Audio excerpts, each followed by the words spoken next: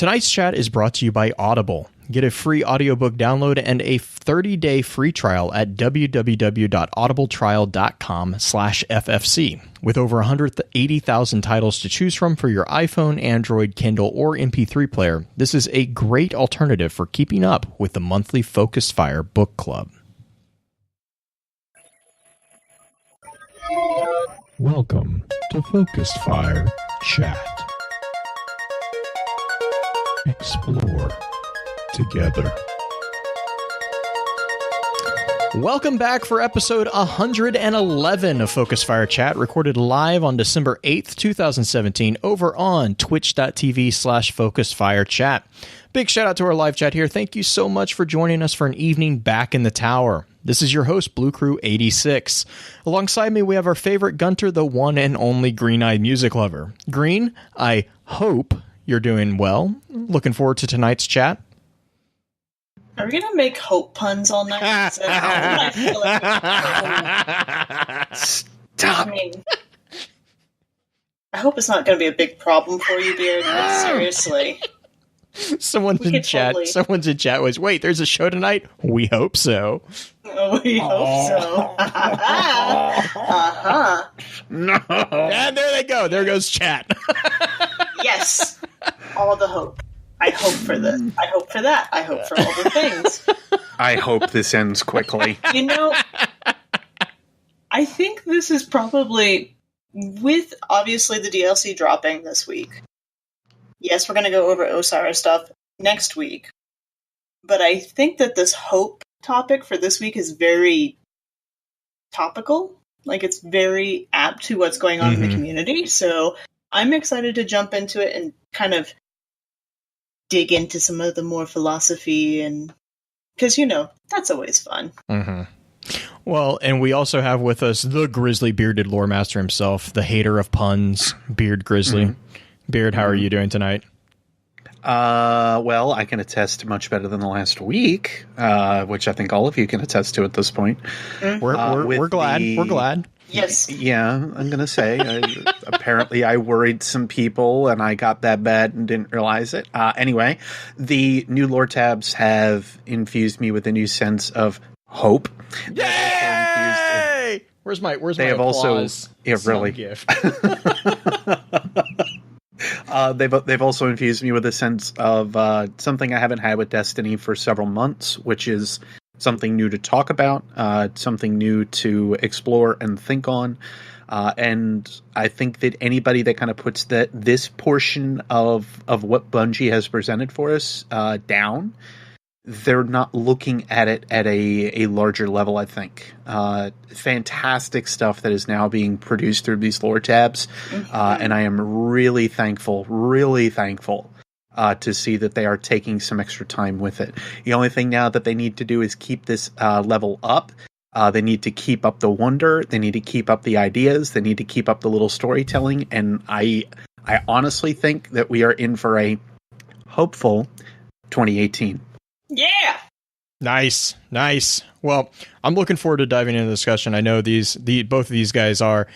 So let's run through our standard intro notes real quick and then get right to it. Our topic for this week's chat is going to be a look at the power of hope. Before we jump into that, however, I do have a few housekeeping notes to run through. In our last chat, we discussed hunters. If you ever miss an episode and would like to catch up, please be sure to check out the new FocusFireChat.com for archives, articles, and links to the other aspects of Focus Fire Chat. If you don't mind, please give us some feedback on iTunes to let us know how we're doing, as well as helping us continue to grow. As many of you already know, Focus Fire Chat is a cross-community gathering where the intent is to offer a week-long, in-depth view of a particular subject from within the lore of Destiny and other games. This chat begins every Tuesday morning and runs until the following Tuesday, with topics decided by the group via a poll that begins every Friday and ends on the Tuesday morning of the new chat. Every Friday at around 10 p.m. Central, we get together to stream a recap of the previous week's chat for those who are unable to participate. Please be sure to also give some support to the other podcasts in the Guardian Radio Network, links of which can be found either on our show notes or on our website. Podcasts focused on Destiny include Guardian Radio, the first and longest running Destiny podcast on the net, Guardian 1, a Destiny group dedicated to Guardians helping Guardians and discussing current Destiny news and happenings, Ghost and Echoes, which is a collection of the Destiny audio grimoire from Destiny 1, and the network's newest edition, The Guardian Life, which is a podcast focused on the casual Guardians perspective and highlighting all Guardians, large and small. We also have a non-Destiny focused podcast, The Enthusiast Life, which is a podcast discussing a wide range of fun topics from within the entertainment world. Our next chat is going to be a discussion on Osiris, so be sure to weigh in on the poll this weekend to let us know what topic you want to discuss after that. Links to that poll can be found either on Twitter at FocusFireChat or within our Discord server. I went ahead and asked Green to put together a high-level summary of tonight's topic, and this is what she had to say. Real talk, guys. Let me first preface this by saying that this has been the hardest summary I've written to date. Not because hope in Destiny is a difficult thing to pinpoint, but because hope in and of itself is somewhat difficult to impress on another. Funny thing about hope, you can't force someone to have it, yet you can inspire others to it. A simple definition of hope is being able to see that there is light despite all of the darkness. This does not mean that you are blind to the atrocities and inequalities that surround you. It isn't a self-enacting thing that you can assume will eventually happen regardless of what you do. Having hope is seeing that lighthouse through the darkness and against all odds, setting your bearing on it. The power of hope is that its inherent weakness leads to its ultimate strength.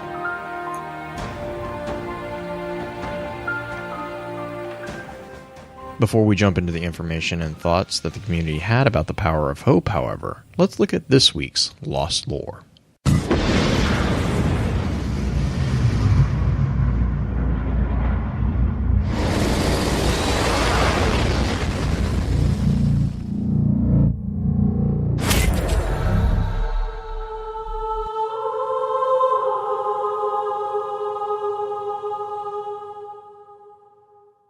All right, so for this week's Lost Lore, I actually am going to take an idea that Green sent me, and yes, Green, I was paying attention, and from the new lore tabs, I kind of want to see what are your guys's, not necessarily going into full detail, but what are you guys looking forward to learning more about, I guess, and what do you, what are you hoping to learn more about? I honestly did not intend for that, but I'll take it.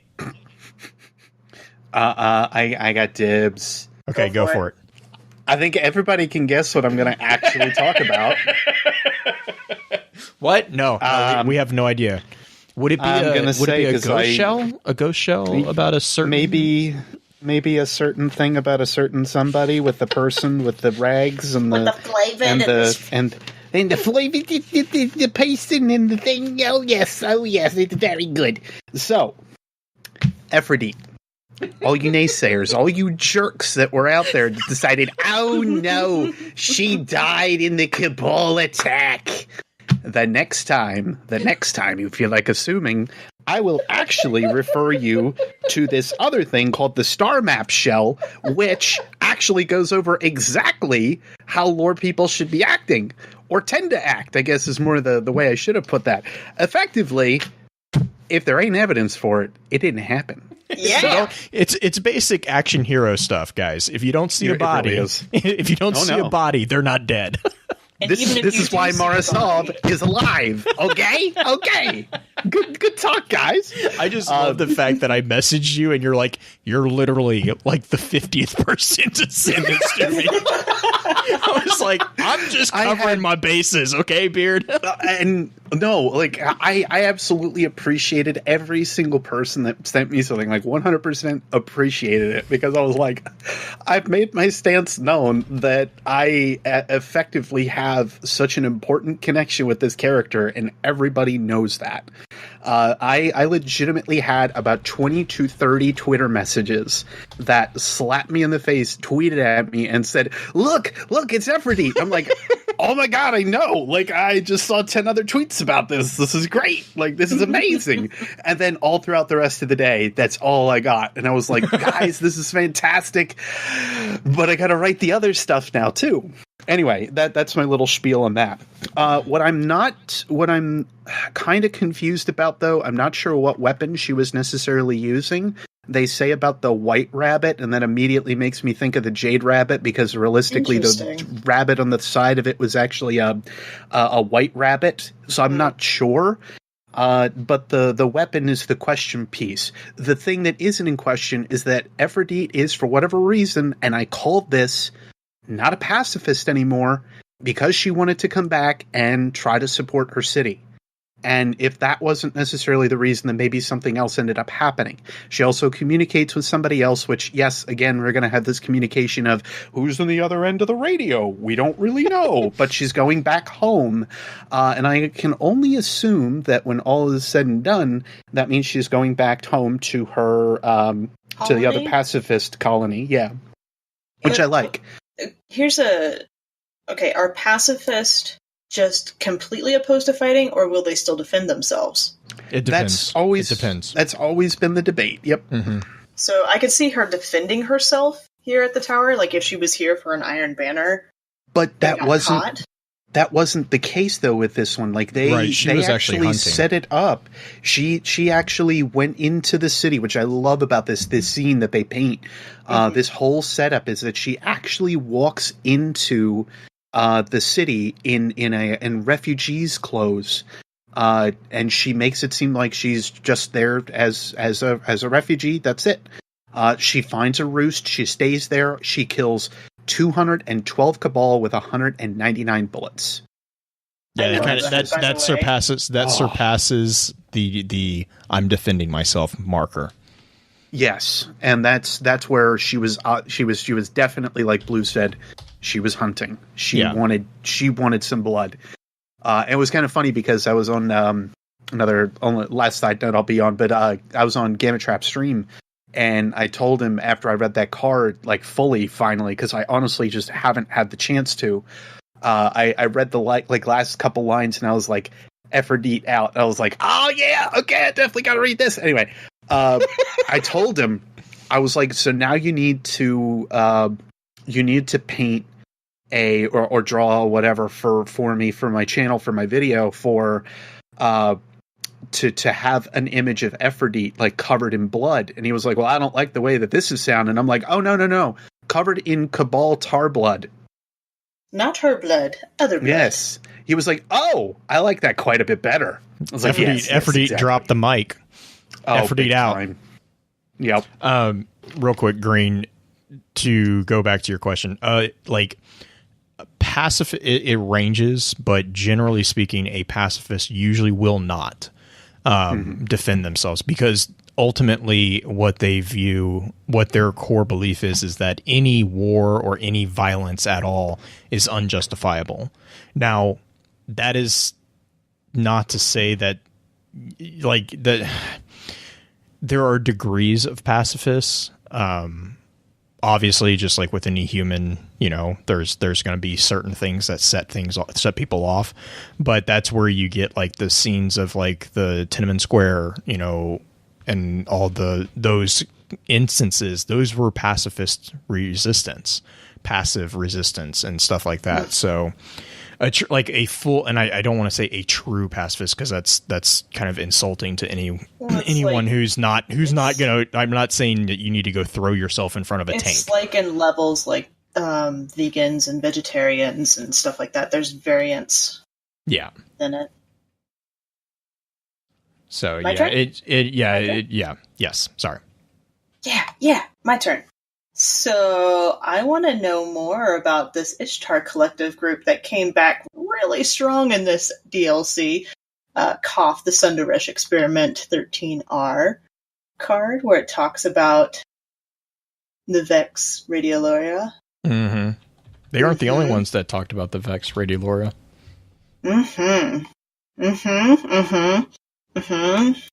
Yes. Yeah, we'll talk about that later.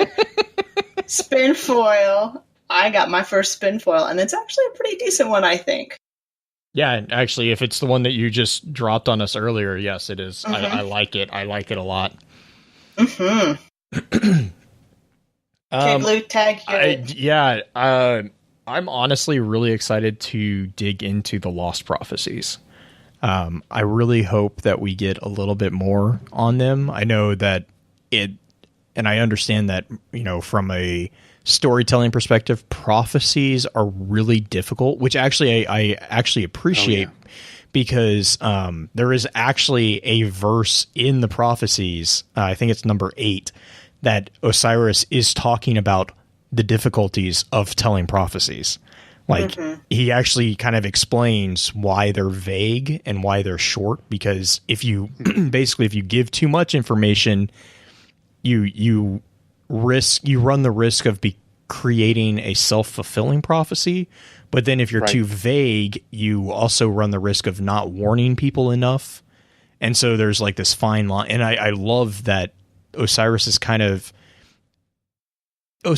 always kind of tiptoed the what I call the Deadpool line, which is where they're kind of breaking the fourth wall, because even in the very original Osiris card, there's a comment about guardians who will do anything for the promise of uncertain rewards.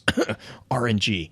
I read that and I was like, oh my God, he is making fun of the player base. Like, he is making fun of MMORPG players, basically, is because that's what he's saying, is that all of us are just mindless automatons who are chasing this supposed carrot on a stick. And so like, he's always kind of had some of that touching. And so like, seeing that again in the Lost Prophecies, I'm really excited to see where they go with it. But yeah, and I know we'll probably talk about those quite a bit next week. I'm hoping, at least. They probably will have. We'll probably have to do our own episode on those as well. That the cult of the Aeons, which just, oh my God.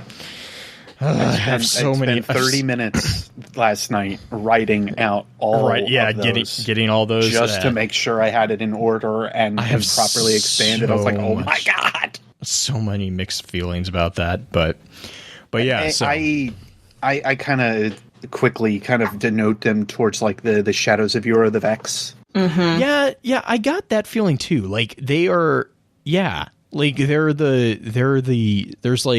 there's Osiris, and then there's the disciples, which kind of like, you get the feeling, especially with this DLC, he kind of just rolls his eyes at, like, whatever, like, just leave me alone. But then there's like this cult of Aeons who are, I kind of was getting the same feeling, or who are like, they make the disciples look lazy. They are like the fanatics of the fanatics. And so I was like, I do like the armor though. Oh yes, no, the armor looks. I want a full set of that armor. I know. It like, I will be honest, it does remind me quite a bit of Warframe. Yep, I was gonna say I had that feeling. Which, side note, like, every time Segura talks, I think of Lotus. I think that's her name.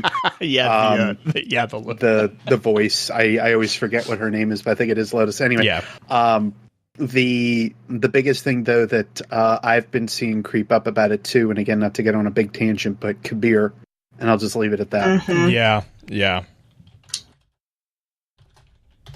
But all right, so that being said, let's jump into, just fair warning. This week we are going to be talking about general themes, so we don't really have any particular like, this lore entry says this, because hope is kind of one of those things that, Green kind of mentioned in their summary, is it's very prevalent in the Destiny universe, but at the same time, it's not like quotable. Like, there's not something that's like, oh, this explains this concept. Granted, there are 177 entries on Ishtar Collective that is related to the word hope if you search for it. The majority of them are probably from Zavala. Actually, I don't think they are. I think, but he probably does have a large stake in it. Books of Sorrow and that's right. That's because because the Hope Eater, and stuff like that. I was going to say 60% of them are from Zavala, 10% of them are from Sun Tzu, and the rest are from Books of Sorrow.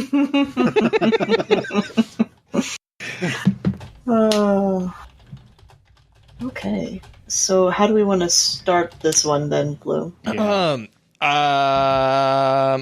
gonna try really hard not to dive too far into client-centered therapy because I'll be honest, like, this is something that is pretty near and dear to me, both on a personal level and on a academic level. I spent a large amount of my secondary education actually studying this in a different way than most people would assume. I actually did, my degree was in psychology, but it was a hermeneutic phenomenological bend to it. We actually followed what was called the Duquesne School of Thought, which is one of two of the schools of thought in phenomenological psychology. And I actually did an emphasis on thanatology, which is the study of death and dying. And the thing about that particular bend of psychological or sociological thought is that hope is really big in psychology, and it's something that a psychiatrist might not necessarily agree with me on this one.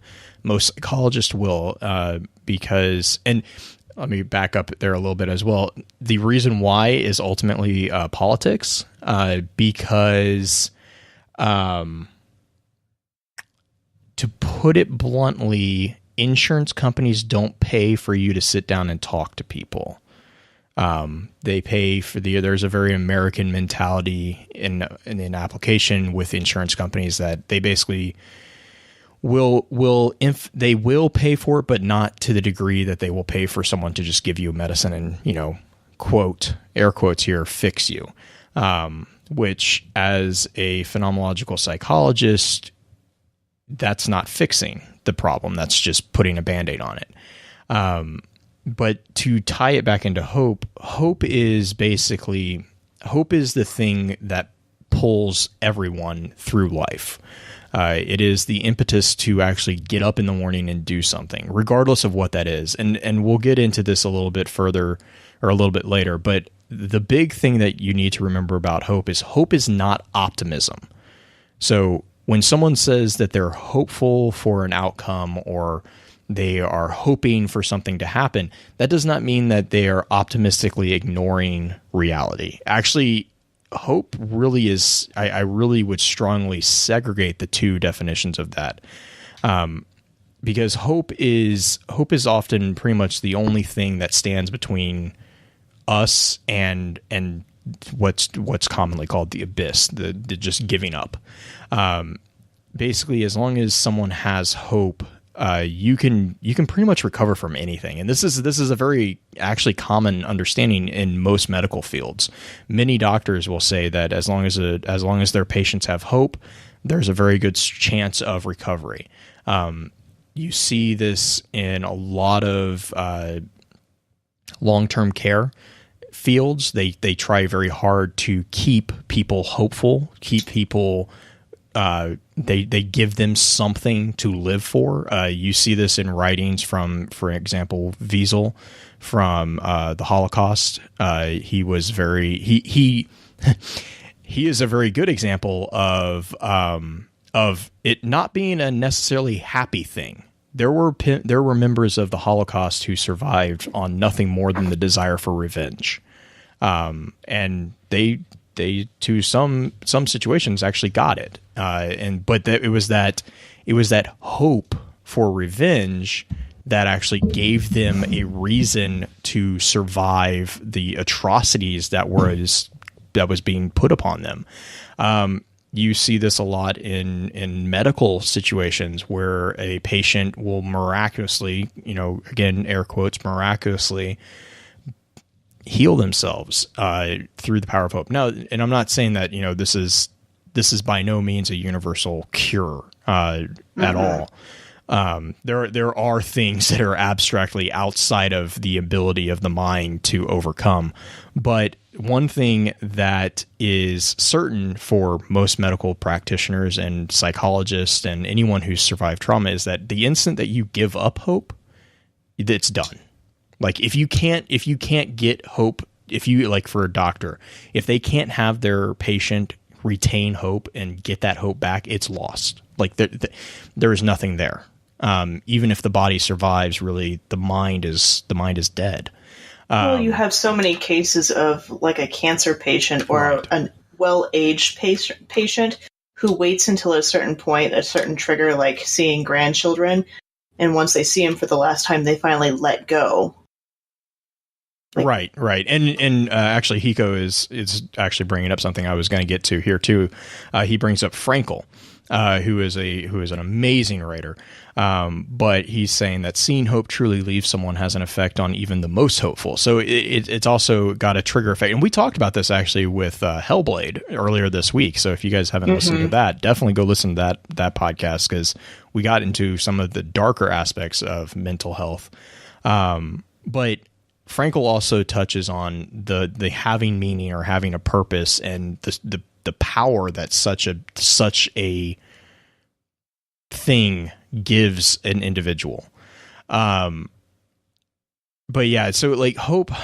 So, and I know this is kind of weirdly not related to Destiny, but at the same time it is, because the thing is that at the end of the day, when you look out in Destiny 2, once you've completed the campaign, and even during the campaign, it's very important to remember that our Guardian really honestly is one of the few Guardians who still has hope. And that's kind of what leads us to the Shard is, the hope for the return of the light. And again, like I was saying, hope is not this optimistic little, like, I'm going to ignore, it's not the half glass full mentality at all. It's the fact that you refuse to lie down. Yeah, it's very similar to like the idea for Ikora with the test. Right. She really sits and thinks that if she's failed, Traveler was giving her a test, that she failed it. And she continues to exemplify this in a lot of different ways. To touch base on one of the... She does it in her own right, too. Like, to touch base on one of the new lore tabs that's out there. She legitimately sits and rewrites her circles, her circles, and how to use them books. She had 12. Everything volumes. Changes. Everything changes. She had 12 volumes of them, and apparently over the last few months, she has sat and rewrote them, or at least has revised some of them, because she feels that everything has switched for her. And just that alone, that mentality, like you force a warlock to rethink what it is that she held so passionately, what she felt was the only way to do something, and now all of a sudden she can embrace it in a different way because she found that hope, she found that different means and a different set of rules, a different set of laws that existed that she didn't know about before. And for a warlock to express that opinion, for a warlock to express that feeling. Now, again, this is kind of sappy in a very big lore sense, but it's perfect for that sense that you're telling something of a warlock to rethink what it is that they know. And Blue, I think you had something from... Yeah, I was just going to say... No. I was just going to say Cade really appreciated the rewrite of the books.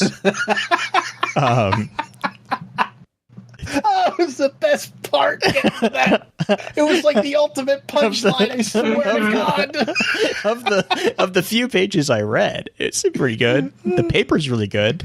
The paper's really nice, really smooth and soft. Oh my God! High quality stuff. High quality, really high quality.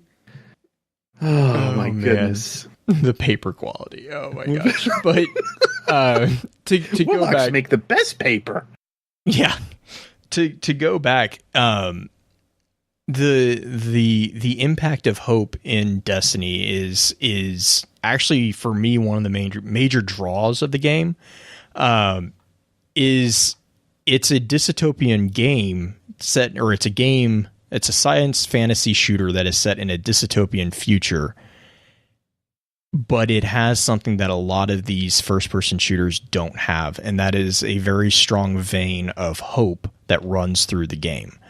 There is a very, very strong view that things are going to get better if you do this and that. And it's not like it's not blind optimism. There's not this sense of like, oh, everything's going to get better if we just wait. No, you're going to have to sacrifice. You're going to have to go through trials and tribulations, and it's not going to be an easy walk. But if you can stick to the path and if you can stay the journey, then at the end of it, and we see this at the end of the campaign in D2, your savior awakens. Something, it does get better to a degree. Now, what that also Osiris might say, does it? Yeah, I was just about to say.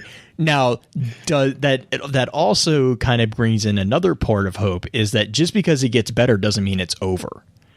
Like, better for whom too? I mean, right, and that's older. Exactly, because that's another thing. Because what I really appreciate that they did in Destiny is they didn't just give the Guardians hope.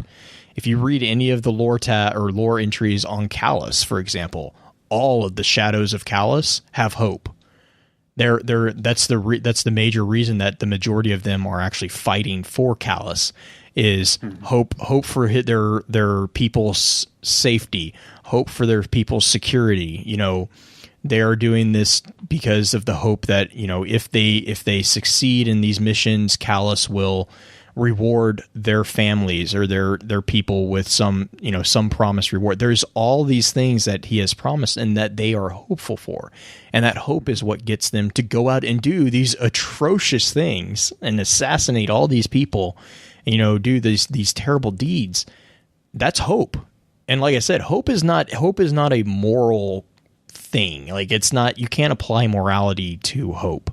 Hope is merely the effect that draws you forward. It's a weird thing because it's the effect that creates the cause that creates it's a never ending circle, because as you hope, you can do more stuff. And then as you do more stuff, you can get more hope. Like, it's a very odd psychologically thing to explain. Well, it's a cyclical. It feeds upon itself. Right. Yes. Well, I guess my point is, like, it's a chicken and the egg situation, because you're not really right. It's not, you can't really say, oh yeah, well, it's because of hope that I got up and did this, but you did something else which led you to understand. Like, it's a very first mover argument. Mm-hmm. There's actually, in psychology, real quick, there's a really, really big break in the academic thought, and around 1991 there was an individual named Charles Snyder and a number of colleagues of his, but they published a number of articles on something called the hope theory. And this was really, you see this in a lot of what's kind of colloquially called positive psychology nowadays, and some of it's pop culture hogwash, but not all of it. There is at the root of it, there is a very strong understanding that it's mind over matter for a large percentage of things. And so they actually have done numerous studies of the impact of being hopeful, like the impact of being optimistic. Like, there's studies that have put, quantitative logic and measured the output of people who are subjectively or abstractly more, quote here, optimistic or hopeful about their outcome than the people who are not. And, the studies, like I said, there's numerous studies on it, and some of them are really actually quite fascinating. And I can definitely get you some of those. If anyone who's interested in that, just message me, and I'll be sure to get you those. But that's called the hope theory. That was from about 91. Within Destiny, though, we have a couple stories that really, really kind of stand out for examples of the power of hope. The first one, which is Rezyl Azzir, which I love this story because it doesn't just show the power of hope, it also shows what happens when that hope is lost. Because it's the very, very standard story of a hero who lives long enough to become a villain, to quote another hero. And And so you see the rise of that character and the solidification of the Risen into the Guardians because they hoped for something more. You know, they wanted to stand for something more. They wanted to protect the city. They put an end to the faction wars. They kind of started standing up for the people who couldn't defend themselves. And this was all done in hope. And it's even described. John Goff does a really good job about saying, you know, to Rezel, hope was currency. That it was what ensured the presence of tomorrow, which is that's exactly what it does. It gives people a reason to still be there. Beard, I know you wanted to weigh in on that one. Yeah, I'm going to say, especially when you look at some of the newer stuff talking about the Fire Victorious as well, because they legitimately had a personification for it within the middle of the city. Just about, they had the Firebreak Plaza that basically showcased the fire of the city and the fire of the Firebreak Order, and it was one of those things that they wanted to ensure stayed alive throughout the Cabal attack. So incredibly important for how everything is basically put together with the city. And beyond that, like Blue just reminded me here too, yes, the largest thing about the Fire Victorious is Wei Ning. Wei Ning is the one that had actually planted it and was basically, if not the head of the Firebreak Order, then one of the most important members of it. And that is one of the biggest things, that her hope, her views, her spirit carries on throughout any piece of the city. Even after she is good and gone, we still look to that flame as a part of hope for the city. And the importance of that particular piece of story is Callisto having saved it during the attack, because the Firebreak Order thought that it was lost. And then when they found out that was Green, you were talking about that before the show, I think, the ghost shell. I can't remember which ghost shell it is that is talking about it, but basically it's called the Fire Victorious. Fire Victorious, okay. They actually just named it exactly off of it, but they legit ripped embers from the original Fire Victorious and stuffed them into their ghost shells and said, we will carry Wei Ning's flame into every battlefield and every corner of the city. Which was amazing. I love that, because they were originally, if you read the entry, originally they were going to reinstate the plaza. They were going to, rebuild it. And I think it was Callisto actually was like, no. Callisto's like, we don't need to do that anymore. We're putting it in our ghosts. Like, we are not going to have a central, they're doing the dead orbit strategy. We're going to decentralize the Fire Victoria. And it's really often, it's also as a very common sign with most faiths and most, religious orders, you carry a piece of your faith with you. Well, the Fire Breaks are actually carrying a piece of the Fire Victorious in their ghost. So they are literally carrying this onto the battlefield, using this as a source of hope to remind them of what they're fighting for. Another one is Zavala. I always make fun of Zavala because he loves talking about the dream of the city. And you see the cost of that dream to Zavala at the beginning of D2. Right, when he is no longer when he has his light removed, his existential crisis of like, are we even guardians without the light? Like, that entire thing is stemming from his understanding of maintaining the dream of the city, holding the walls, protecting the civilians who. I'm gonna talk about that in a little bit too, because Hawthorne has a very different view of Zavala's dream of the city. Which again will tie into the fact that hope is not a universal thing. Sometimes, but Zavala's focus of, and even in D2 in the new tower after you get done with the campaign, Zavala's location in the tower is looking over the city. He is 100% focused on protecting this city, and keeping this and nurturing it and all that. Green. My question is, we talk about hope as being something through the darkness, but would you say that hope is as strong during the points where everything's settled, say Age of Triumph, where we have completed things and we're feeling pretty good about ourselves before the Red Legion shows up. Yes. I mean, are you asking? Oh wait, are you okay? Are you asking me personally, or are you asking me like? I'm asking as kind of a breakdown. Because I don't see hope as so. I don't see hope as something that really flags necessarily. It's kind of like a binary switch in my mind. Right. You either kind of have, and this is 100% just the way I view things. So this is by no means the answer to everyone, but the way I perceive hope is like you either, you either have it or you don't. Like it's the transition. It's not always a conscious transition. It's a very amorphous scenario, but I don't see it as being lessened.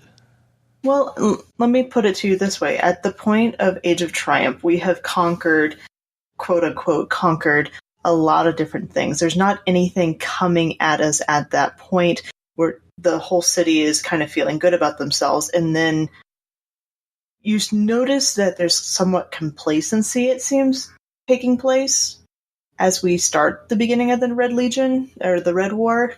Right as soon as the attack happens, and then you see automatically Zavala, he tries to have hope and goes to Titan and sees that the Hive are there, and then just kind of dogs down. Ikora has already kind of lost hope before she gets to Io. Right. Cade's the only one who's actually trying to do something, even though it's like a crazy plan, not a bad plan, just a crazy plan, a Cade plan. But at that point, they became really complacent, almost. Mm-hmm. Which to be clear, from my perspective, again, my perspective of this situation, that's not saying that they don't have hope. That's saying that they became. I mean, so they're not vigilant. Yes. Yeah. Exactly.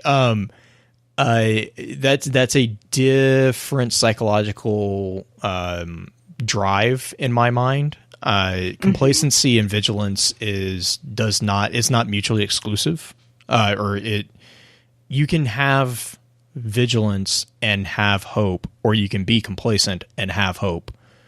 Right. Still, it's just the hope in what at that point, because correct. Now that right, and that's where I'm kind of like hope is a transient thing, and again, it's a motivator. It's a one of the.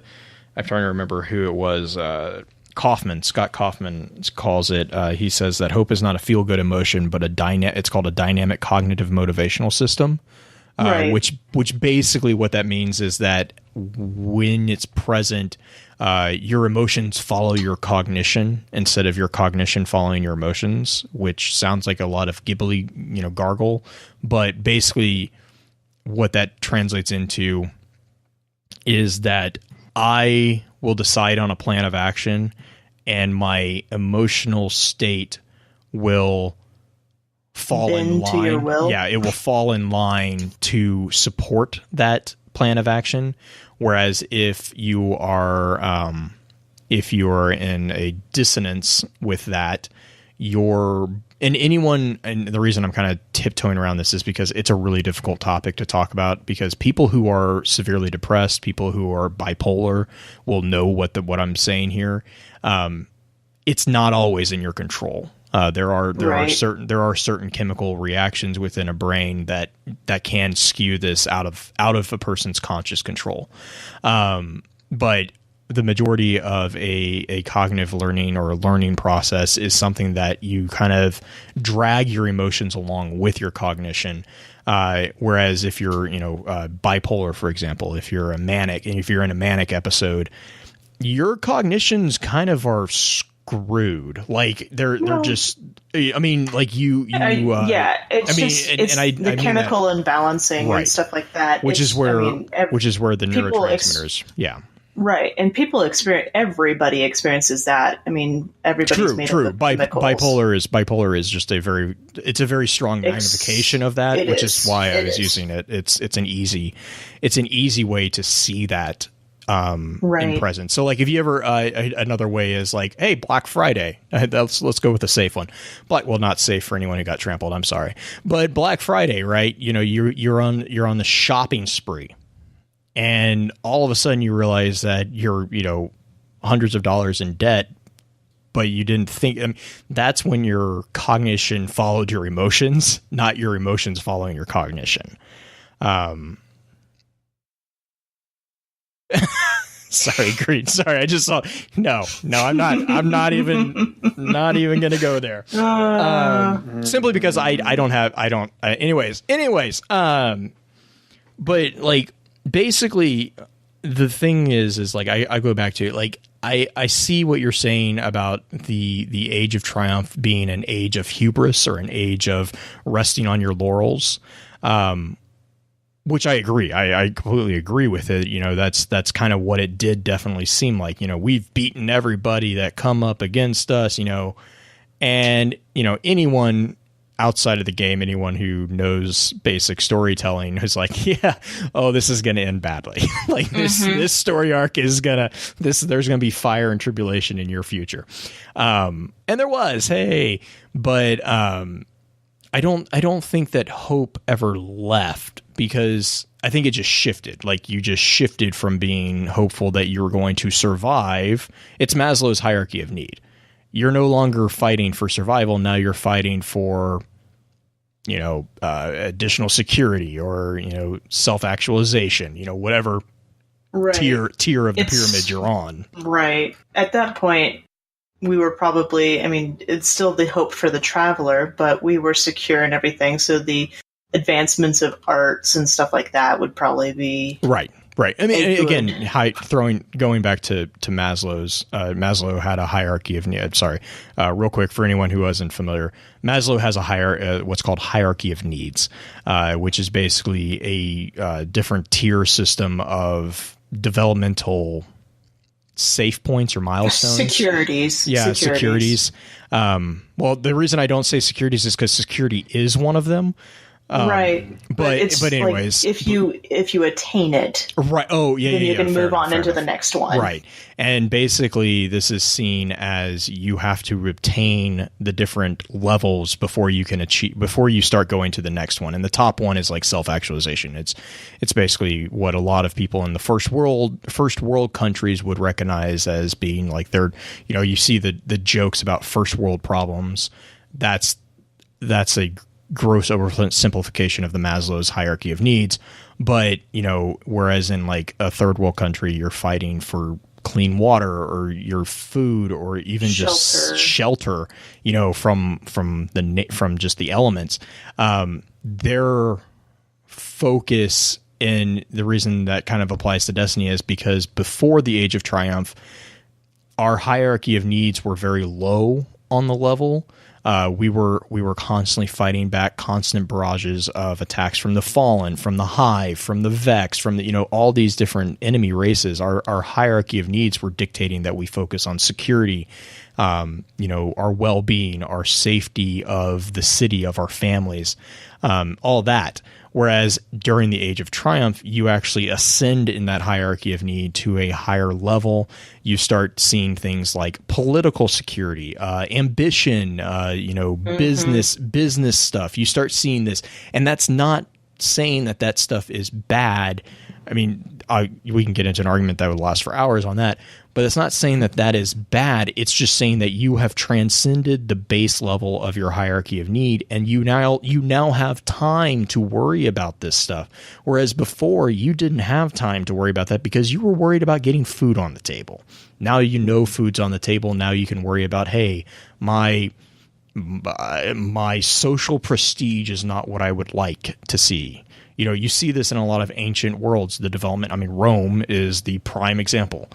Early Rome, you're worried about where the wall is to keep the animals out. You build the walls, you get that all, and all of a sudden now it's like, oh, let's start stretching our muscles and doing some political maneuvering. And then all of a sudden you have this political powerhouse of a culture that they don't care. And which ultimately, you know, most people know the end story of Rome. It led to they neglected some things, and that fell on it swept out from underneath them, which is kind of what happened to us. So Yeah. I just saw that one too. Sorry. Mm-hmm. I'm full of jokes tonight, guys. You guys can't see them, but I'm full of jokes. Yeah, you are. But that's all to say that I don't think hope ever flagged as long as the light was there. I think it was the removal of the light that created a paradigm shift. That A focus also shift. right. Sorry. Yes. Paradigm. A paradigm is basically a individual's view of everything. So they're what's called a worldview. So when you have a paradigm shift, which is usually not very often, thankfully, for us in reality, but a paradigm shift would be akin to someone finding out, let's say, that gravity was a figment of our imagination. Like that is kind of the level of what paradigm shift happened in Destiny 2 at the beginning, when the light was taken away from these guardians. And that's why you see so many of them just mentally break, is because that paradigm shift, that schism in their understanding of what is real and like how reality is supposed to work, was ripped away. And not surprisingly, a lot of people don't have the psychological fortitude to kind of handle the gravity of that situation. Our guardian was one of the ones who retained the hope to reconnect everything with that light, which is what sets our guardian apart, really, in Destiny 2, is that we were one of the few who really never seemed to lose hope in the Traveler. Okay, here's another question then. Can you strengthen hope? Can hope be refortified, I guess, is a better way to ask that.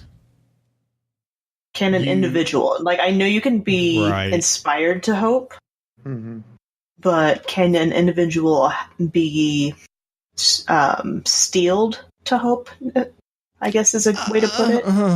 Oh, that's a tricky one. That's a really I know. tricky one. That's why I'm asking it. I'm going to say you could borderline that on brainwashing there if you're not careful. Right. Which is why I'm saying it's a tricky one, because, like, yeah, you sure can. You just give away, you just take away free will, and But then I would also argue that. What about Jedi orders? What? Yeah. Speaker, what?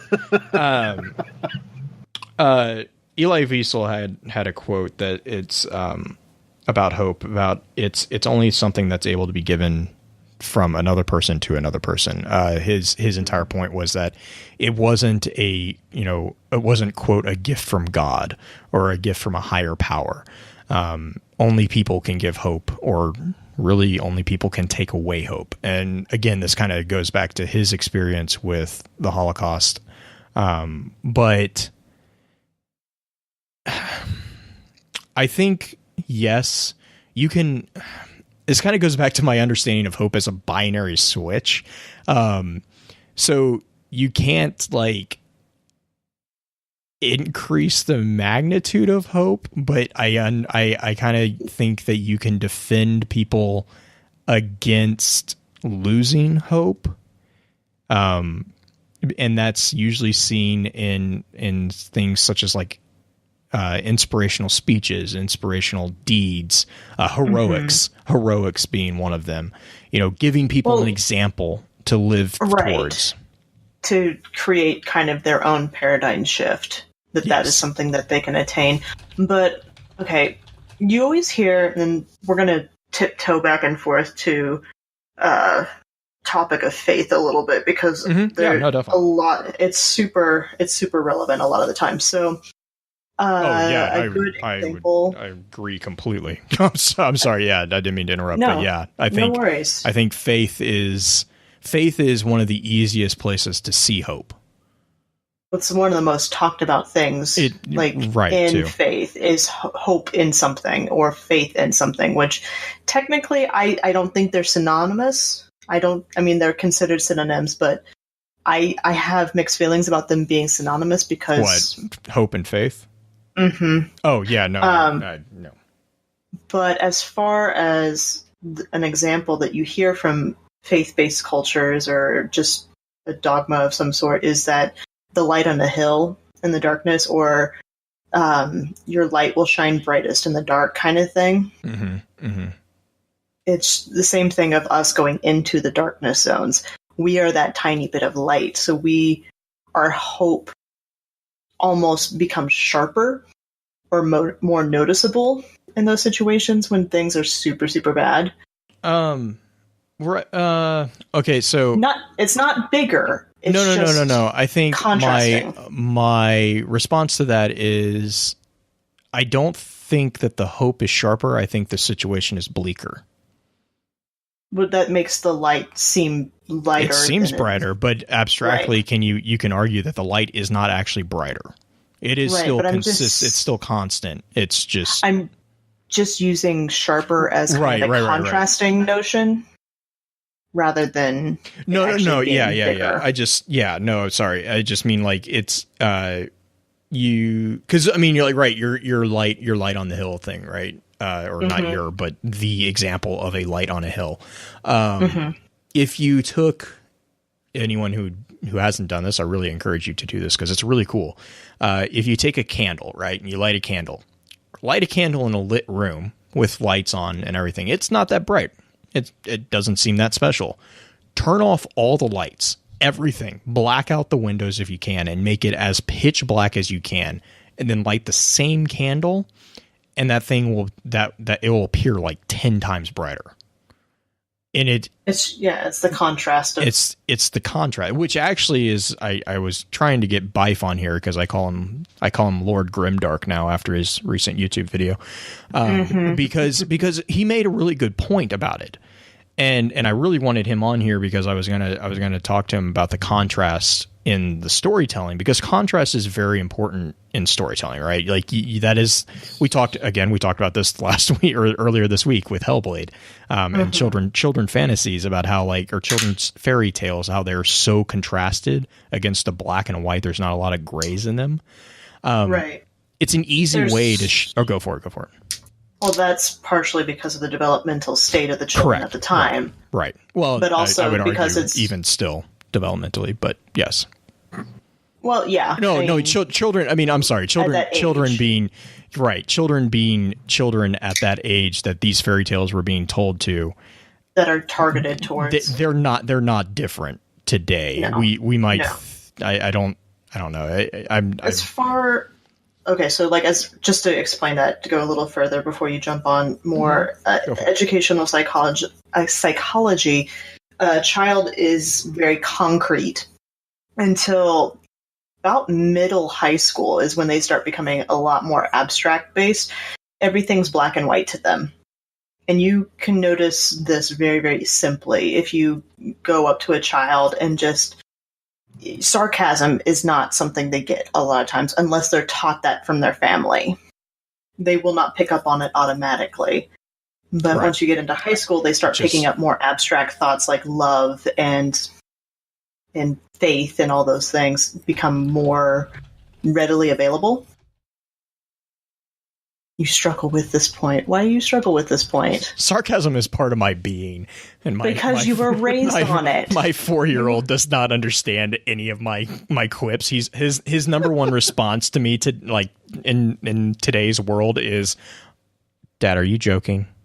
And I'm like no, literally, if I say anything, there is a probably 80 to 90% chance that his response will be, "Are you joking or are you serious right now?"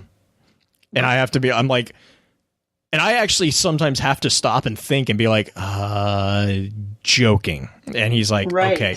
And then he does the adorable little, okay. And it's like, I'm like, oh God. The forced laughing. Don't force laugh, dude. Don't force laugh. I love kids at that age. I was raised on sarcasm. So it's part of my, I'm sorry to say, probably get that from me.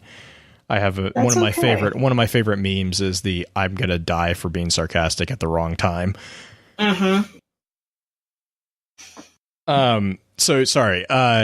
But no, going back to the concrete, yes, children's developmental psychology. I mean, honestly, I know everyone likes to think that we're so much more refined, but really really at the base, psychological development has really not changed. Not changed. I mean, a kid still needs to be in a highly contrasted environment, especially during fundamental growth years on a psychological level. To teach him or her social norms, right? That's the point of parents, is to teach them social norms, or parent, or whatever you want to say it.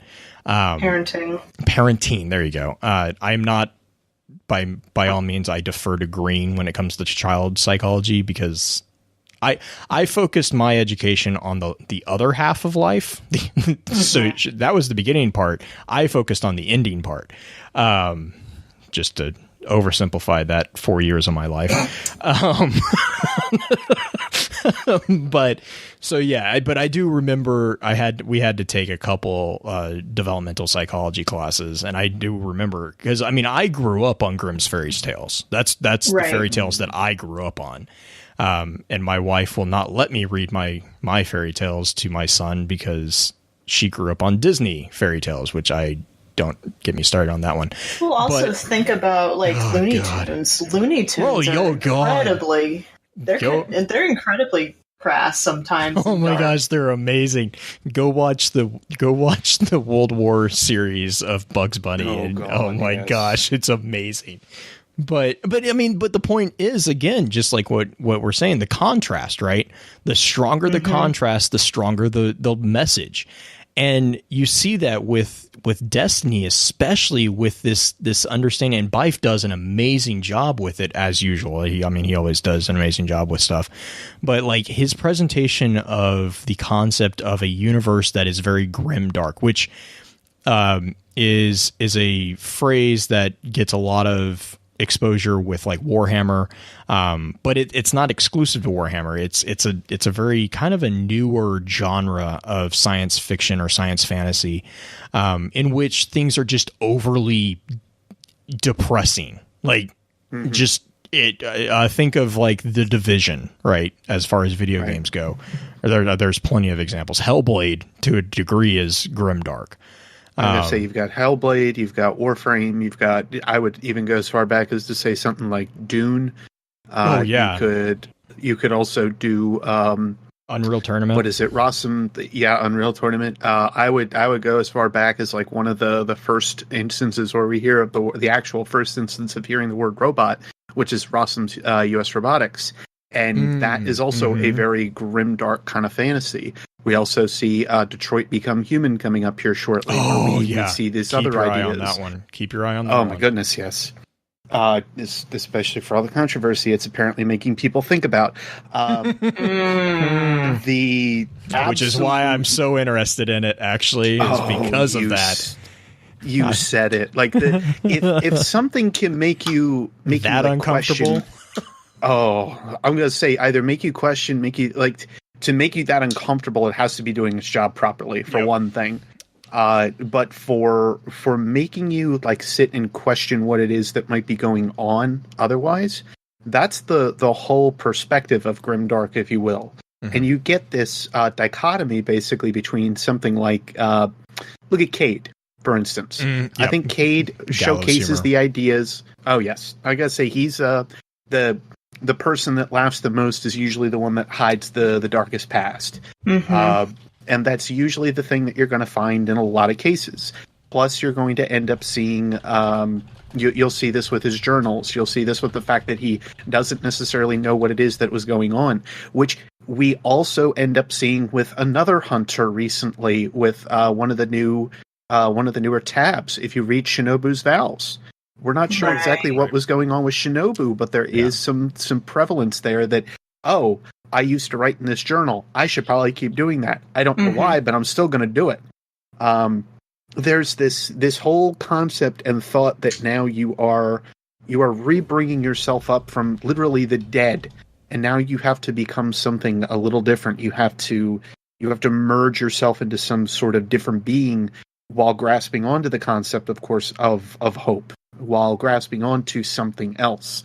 And of course, it just depends on like where you're going to end up going along with it. What is going to spurn those thoughts for you? And Cade, again, I think that's where he gets a lot of his push, if you will. He looks back at Ace. He knows that he was talking with Ace previously. He knows he was writing with Ace. And for some reason, he continues to do so, even though he has no necessary memory about Ace. But he's like, no, I still kind of talk to you about this because you give me some kind of sense of where I was before. That's just a very interesting little causeway within the world of Destiny to me, only because it showcases there's this level of humor that you need to take and level of happiness that you need to take, even though things look bleak, even though you don't know your past, even though you don't know what it was that you came from. And the Clovis Bray saga, I think, is a perfect example of that besides as well, like just carrying on with the way that all pretty well handles from Siva or before that. Just ugh. Yeah. Ugh. Yeah. Clovis Bray. Speaking of, more thoughts on Dido came up from some other stuff. Anyway. I saw that. Anyway. Mm-hmm. The biggest thing that constantly gets shoved in our faces, though, like when you go back to the tower, and I like this about the artistry that's here within Destiny. When you go back to the tower, everything is bright, it feels lighter, everything is, even in the dark, because you can look down at the city, you see all the lights that are on, all the lights are even on up at, in the high wall and everything too, because it's not a tower, it's a high wall. Mm-hmm. And there's just this level of feeling that light is there. There's this level of feeling that there's a lot that you can kind of grasp to. You're in your element. You're back within the light. You're back within all of these things that kind of help you keep going forward. And that's where you go to recharge. And now take that as the opposite. Go even out to the EDZ. I'd argue to say it's a little darker. Would you say the farm is darker? I would say the farm is slightly darker.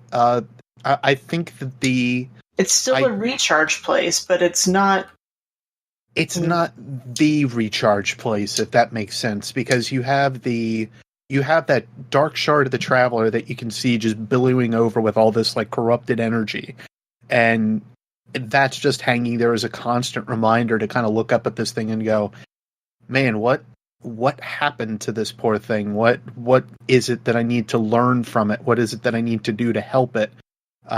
Just so many other little silly things that kind of crop up at the fact that this dark corrupted shard is hanging there like over your head. But even if you look at like the rest of what's going on, it's more, you're surrounded by people, you're surrounded by other guardians that are also there to kind of help you along, to kind of help you recharge in that sense. But no, it's a place of community, but that's as far as it feels like it goes, I would argue. Well, it's still a refugee camp type thing. Mm-hmm. There's hope there, but it's still pretty dark. Even after the campaign and everything. Not dark as in coloring or anything like that, but there's still a set of bleakness there. Right. Blue. Yeah, I would agree with that quite a bit. So we've kind of dug into like this, a little bit of the psychology of it and the philosophy of it. We've mentioned hope through like the Red War, hope through like the loss of hope, and how it's kind of almost a binary system. We've talked about Rezolazir a tiny bit. Do we want to dive a little deeper into that one, since you just kind of briefly touched it? Yeah, we can. Say I hijacked it with my waning. No. It's fine. This episode is going to definitely be even more conversational and tangent filled than most of them. Mostly because it is such a broad subject. But to go to Rezol, Rezol is one of the reasons I really appreciate the story is because it is at its core, it's a very simple story. It's not a very convoluted story, and it's a very traditional fairy tale / warning of what hope can do. You see that with Rezel, and then later his transformation into Dredge and Yor, and his like almost fanatical obsession with hope. And this ties into my kind of view of the Hive as kind of a vampiric race, because even as Dredgen, he was obsessed with hope, but it was for a different reason. He wanted to consume it. He wanted to imbibe the energy of it, because according to him, there was nothing sweeter than watching the hope gutter into darkness. Which I have seen children do to other children, by the way. And you see that online too. Like you can see people who I'm purposefully. I know we're not getting into specifics on it, but you can see people who enjoy sucking the air out of a room. Oh yeah, is a nice way to I will put say it. this: if you do that to my son, you will. Sorry, But I'm saying like children will do it to each other. Parent rearing up there. Oh yeah, no, I know. We've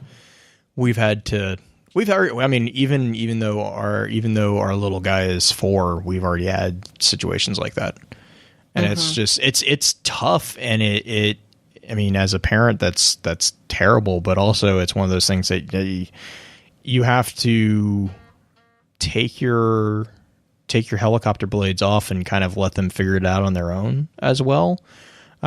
Which is At times. That's really the toughest part, to be honest, is not pummeling this other small child because they're hurting yours. I mean, I'm dead serious. Like it's very difficult to not I be understand. overly protective of your kid, but you see that, and you know, and I think that degree of protectiveness is often what Rezel felt at the beginning. But the really cool thing about the story of Yor and the story of Rezel, whatever you want to call it, is that you see this really bright light at the beginning, this really, really powerful figure of inspiration and hope. And over time, you see him just weighed down. He just gets burned out. Really, he's burning the candle at both ends, it almost seems, and he just can't keep it up. He can't keep the whatever. I don't think it's a facade by any means. I think he was very genuine in the way that he perceived hope, but it was just something that he tried to shoulder something alone, which is another very big message inside Destiny.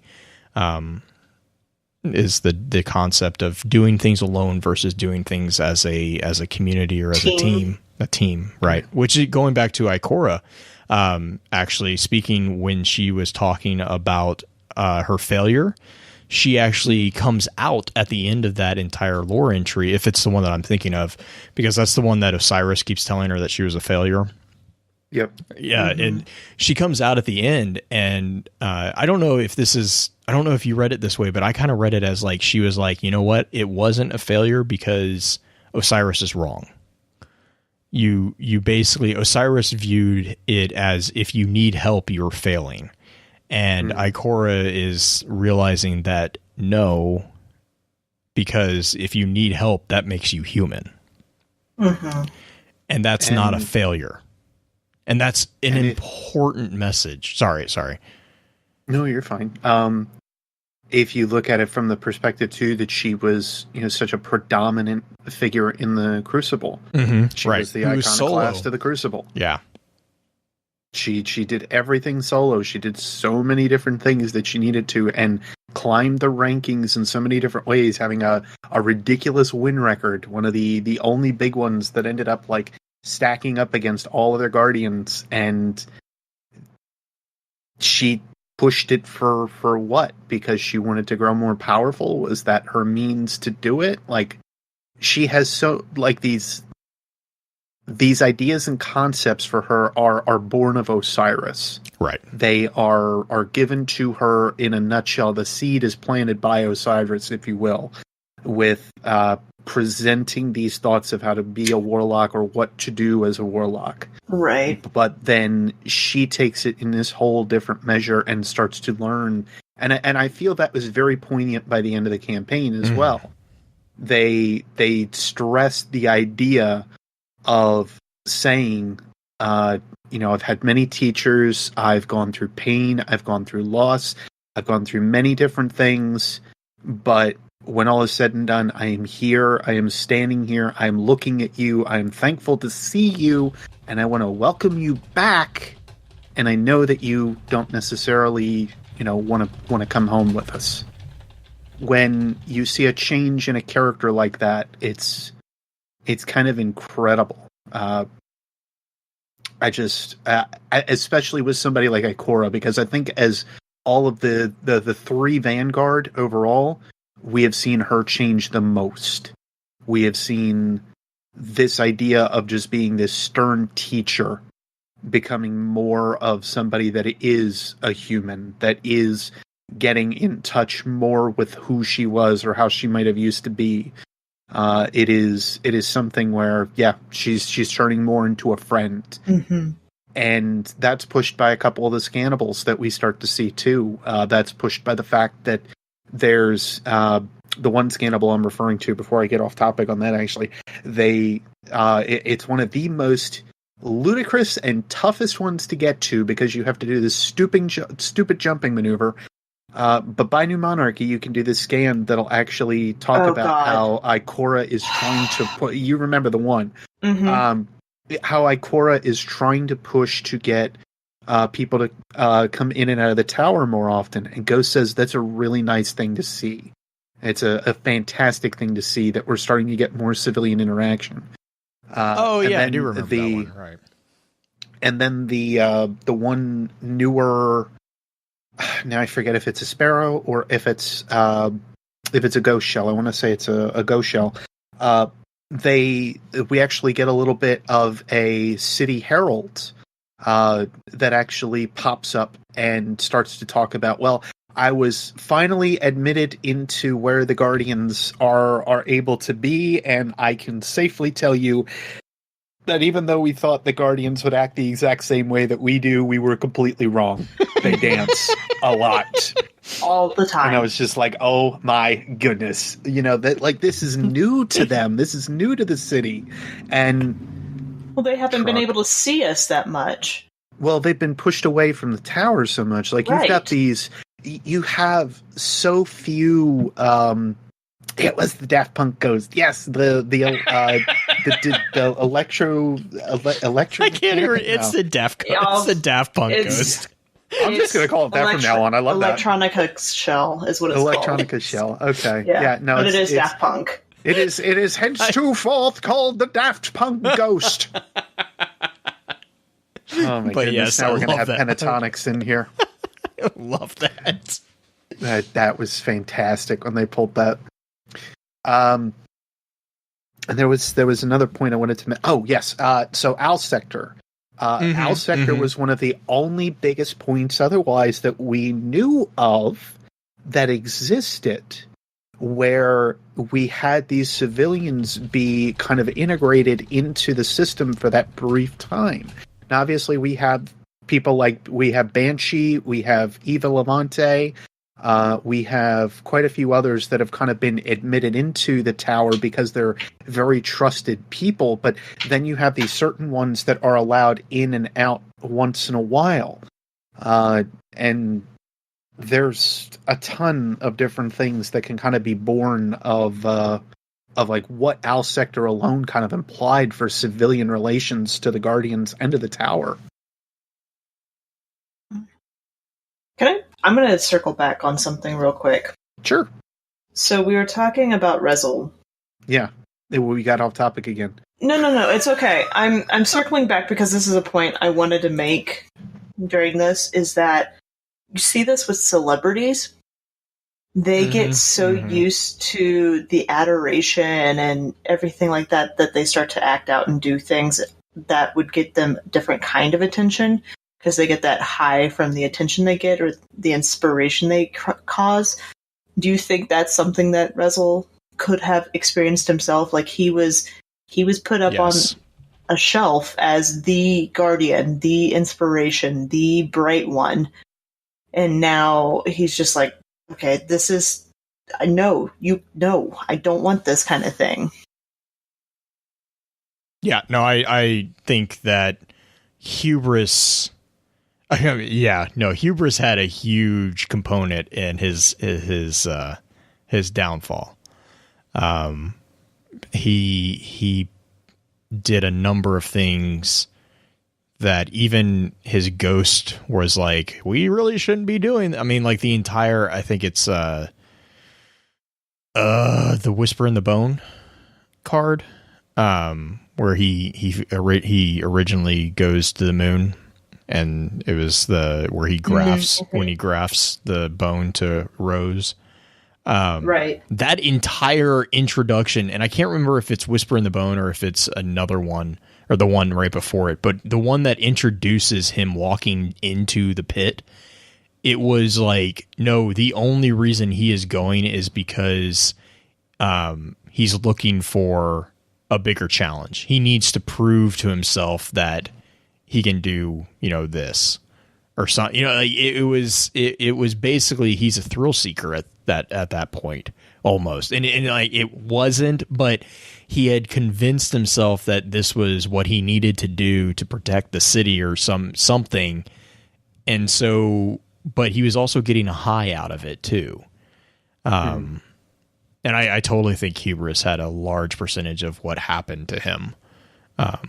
Which, I mean, kind of makes sense given that he was kind of attacked by, I don't want to say it was an Ahamkara, but it was very similar to that approach. And we know one of the biggest things, one of the biggest sins, not to go too far down the religious wormhole here.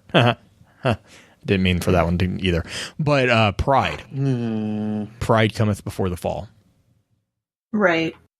So with the shadows, though, the shadows have shadows.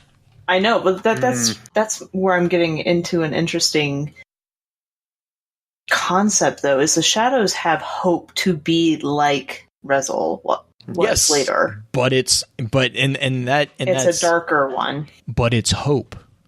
That's really honestly one of the things that I love about the concept of hope is that it is not a good evil thing.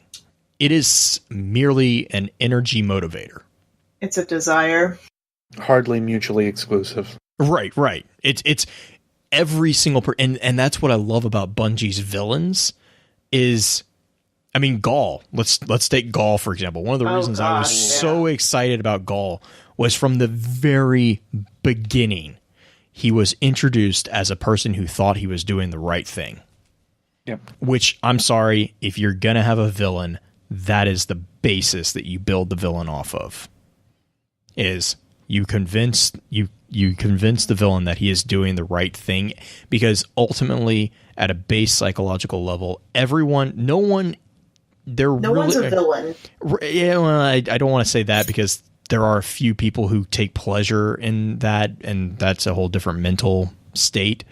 But like, but like the vast majority of people, right. Well, okay, fair enough. The people who have not had a break from abstract reality to a degree, they are convinced that they are doing the right thing. Everyone is convinced that they are doing the right thing. The problem is that the right thing, quote, air quotes here, is an amorphous definition. That's the beauty. By the winners. Well, the victors write the history books. Like, that's completely correct. I mean, and the victors are always good. Of course they are. I mean, I'm not.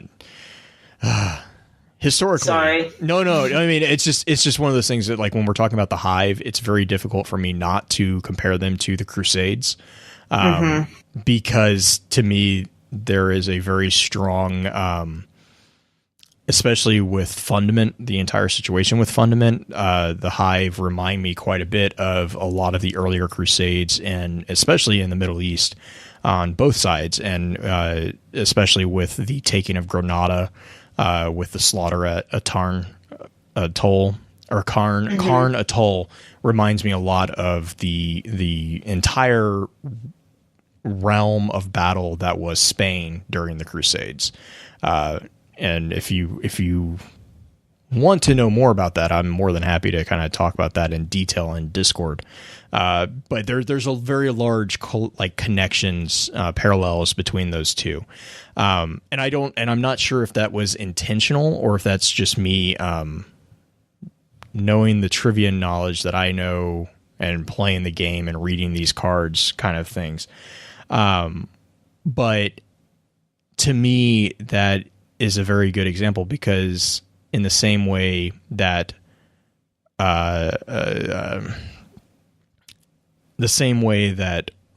Arash, I think, was she in the Orash mode at that point, or was she still? She wasn't Oryx yet. Yeah, on Fundament. Oryx is later. Yeah, Oryx wasn't until later after the Deep, but Orash. Right. Anyways, in one of the transformations, I can't remember off the top of my head, they were convinced that they were really doing the correct thing at that point. Like, at that point, they had already gotten the revenge, and they were trying to live up to a bargain that they had made, which was a Faustian bargain. Everyone agrees. It was a dumb bargain. It was a dumb bargain, but, I mean, in the context of the siblings that were making it, it made perfect sense, which is why it's a Faustian bargain. And anyone who's read Faust knows that it's gonna come back and bite you in the butt. Right. But they were trying to uphold their end of that bargain, right? And the same can be... Oh, go for it. Sorry. Even with Oryx later on, yes. Oryx is still just fulfilling what he believes is right at the time, just to try to create. Right, because remember what happens when Oryx doubts. Mm-hmm. He has to be his path, quote unquote, has to be corrected. But there is a point at which Oryx kind of questions, and he's like, "Is this the right thing?" And even Savathun, to a degree, Savathun seems to question it all the time, which makes sense given her sphere of power. But like, she's always questioning, is this the right thing? Is this what we really should be doing? You know, whatever. Right. Now, I will mention something, because Savathun was brought up in chat. It's hard to say that Savathun is a quote unquote just absolute evil villain, because we don't know her perspective. Yes, correct. All we've ever gotten is Oryx's perspective and our own. That's it. And Toland's. As far as and Toland's, as far as Savathun goes, but there hasn't been a whole lot that we've gotten from her, because we haven't really met her yet. We just have had encounters with her minions. Right. Go for it, Beard, go for it. Even Zivu-Arath, we honestly don't know too much about. Actually, either. we even know less about her than either of the other two. Because there's a lot of interaction between Oryx and Savathun, and we at least see a few things, especially like Oryx handing over Karaya Blade Transform to Savathun as one of the biggest ones. So it's obvious that they still talk pretty often. I'm sure that Oryx and Zivu-Arath also talk quite often. But it's just a matter that we don't necessarily see those interactions. And the problem also, these books are full of lies. We're not sure how much of that is also going to end up being true in that kind of scope. What it is that they ended up legitimately talking about or comparing themselves to. And it's more to the point that I'm trying to make on it. It's a matter that Savathun is one of those characters that, yes, is a little bit more indirectly spoken to us. We don't know enough of her to legitimately say much. I think, know now more about Karaya Blade Transform and what's up with him than we do much else, which is saying something. I would also say that if you take the short story of Savathun trying to stop Oryx, that she is stopping him from becoming like too powerful for his own good and taking over the hive as king, because it's just all based on perspective at that point. she could be considered a good guy for her own self and like the followers that she had. It's just anyway. We're kind of swearing off. I was gonna bring it back actually in line with the Hive. You see that to a degree with Zavala and Hawthorne. It's another degree of perception as far as hope, because like we were saying earlier with Zavala, he's hoping for this dream of the city, this utopian, like not really utopian, that's a bad use of that word. I said that and then immediately was like, that is the most, that is like, not what Zavala wants. I mean, he wants it, but he also is realistic enough to know that it's not going to happen. But like, he has this dream of the city in which the guardians are the shield and the sword, and you know these knight protectors, and you know blah blah blah blah blah. And then you get Hawthorne in D2, and Hawthorne's like, yeah, you know, there's another place with walls and guards that you're not allowed to leave. We have another word for that too. It's called a prison. And it's like, I mean, to me, when I heard that line the first time, I was like, oh. Like, I mean, I had kind of thought about it, like, really briefly in D1, but I hadn't really, I just, you know, we didn't have the perspective of civilians, really. We didn't also know if civilians were allowed to leave or not. Well, I mean, like, I mean, it was kind of implied that they didn't want to. Like, right. it was never really spoken about, and so like, I mean, we didn't really think, but as soon as she said that, it was like, oh, this is like, you know, take your pick of dystopian films, and this is kind of that, oh no, or the Stepford Wives, you know, like we're perfect here, you know, like, and right. Would you like an apple pie? Like, it's like, okay, no, this is getting creepy now. It's the idea that their choice is taken away, right? And isn't really freedom. Well, because to quote Zavala, or to quote Hawthorne quoting Zavala, it's like, no, we know what's good for you, and it's like that. And from the civilian's perspective, that is, it removes their agency, and it removes their ability to. It's like, okay, yeah, we're quote alive, but what's the point? Right. Like, there's no point to me being alive other than to give you the resources. Like, I mean, at that point you become an expendable.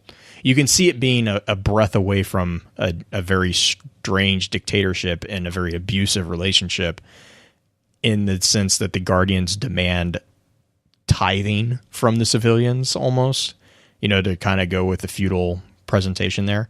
Like, you have to give us plasteel armor. You have to give us these glimmer, you know, things, and all this stuff. And it's like, no, this is a problem. And so that's why with D2, I think the presentation of Hawthorne as like a liaison between the civilians and the guardians really is a really cool resolution to that entire conflict. Because it's giving the civilians a voice, and you know, even Zavala's little nod at the end of the campaign, where he calls Hawthorne a guardian, like it's him kind of. It seems like it's him changing that view and kind of acknowledging that, no, we are not the only ones who can fight. Because Hawthorne, I think, wasn't in the barn. She's like, you know, we've been doing this our entire lives without the light. Like, right. welcome to our world. And it was like, yes, good job, Hawthorne. Yes. But Beard, I know you had something. It was actually catering back to Hawthorne and the view for the people, if you will. What kind of hope she's brought to it, because we see a couple scannables that are out and about in the tower, where it seems that idea of hope is actually carried a little bit perhaps too far. Because now New Monarchy supplies are being ransacked. We see a few other things about Dead Orbit being spied on, and I don't know if that's necessarily the same inkling, but it could possibly be. I took that as Dead Orbit being politically manipulative within Dead Orbit. Like, are you talking about the Arak, like, being spot? Yeah. Because we had the card where like, the other Arak had been like, stop sending assassins. Like, I'll just keep killing them. Stop. It's like, yes. I'm sorry. Love it. But yeah, That was from D1, I think. Was the I was gonna say there was I can't remember. I think it was an Auroch who was hiding in a cave, and one of the other Aurochs kept sending like assassins after him, and he was just like, he basically wrote a letter to this other Auroch that was like, "Stop! I'm going to just keep killing them, so just stop." And it was like the weirdest, funny, not funny card, and he was also obsessed with the Taken, but like. But no, the New Monarchy thing, I always took that more as also the civilians being pissed because New Monarchy is often part of the police force. Right. And so they were kind of like, because I think New Monarchy kind of took, like when the tower fell, I got the sense that New Monarchy kind of spearheaded the relief effort, I guess you would call it. They would almost have to in a way, but also with at least for like the police force, there were several factions of Guardians that now no longer exist, like the Peacemakers, yeah. The Peacekeepers, yeah. They were basically like destroyed when the Cabal hit. Mm-hmm. So there were several pieces that just they don't exist anymore, like as functioning bodies, like the Speaker. There is no Speaker right now. There is no Peacekeepers. There's several bodies that are just gone from the tower in that respect. But, sorry, Green, I know you wanted to say something. It's okay. There's also a scannable in the tower that actually says that all the factions are working together to reinstigate within the city.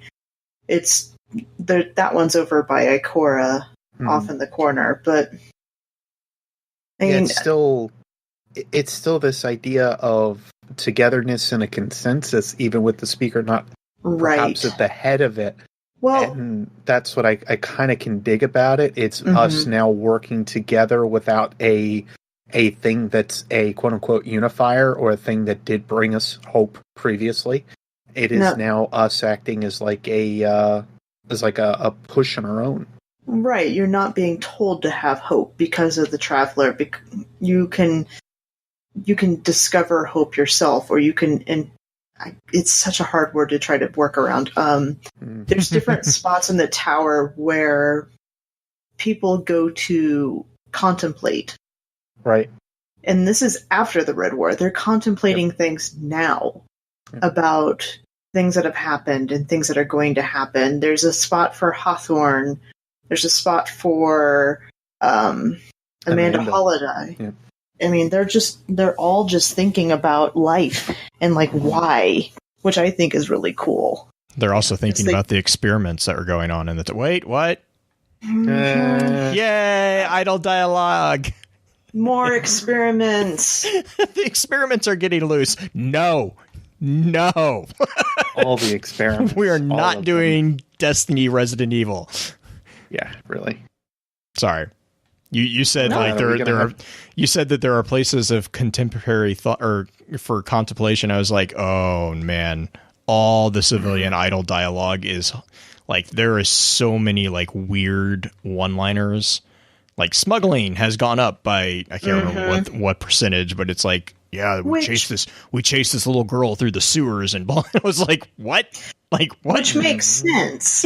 Not the little girl through the sewers, the smuggling part. Right. Yeah, you start allowing civilians into the tower, and they get their hands on all these things that normally they would be out of. I mean, that's the entire storyline of Vice, right? Is all the weapons that we are so used to. Yes, I know the colony completely was an amazing read. No, I was going to talk about the spider gun. Yeah, that's the colony. It's so cool. But you've seen it in action? No, I just read the tab. Oh my god, gosh. It's so cool. It's so cool, guys. Like, go watch Mr. Fruit's video. Like, he did a review on it from somebody else's account, and they're little spiders that crawl after you and climb up the wall, and it's so cool. It's the coolest gun I've seen in Destiny 2 so far. But Vice was, I mean, that foundry was built around the concept that civilians didn't have access to the more prestigious foundries like Suros and Dido and, not Nadir, but Hake. Nadir was kind of the low point. But anyways, Which I love Nadir. Like they just make jokes. They make jokes so easy for themselves. But I was going to say, like the contrast between Zavala and Hawthorne really shows more than anything how hope is not an abstract good thing or bad thing. It's just a motivator, because Zavala's hope led to this police state that Hawthorne's hope was to get out of. You know, her hope was directly in conflict with Zavala's hope to a degree that she was viewed as a criminal in the city. Mm-hmm. I mean, granted, she also stole things. So, I mean, like she was actually a criminal, but like she was a smuggler. She was a smuggler of some kind. But I mean, like her primary hope was to escape.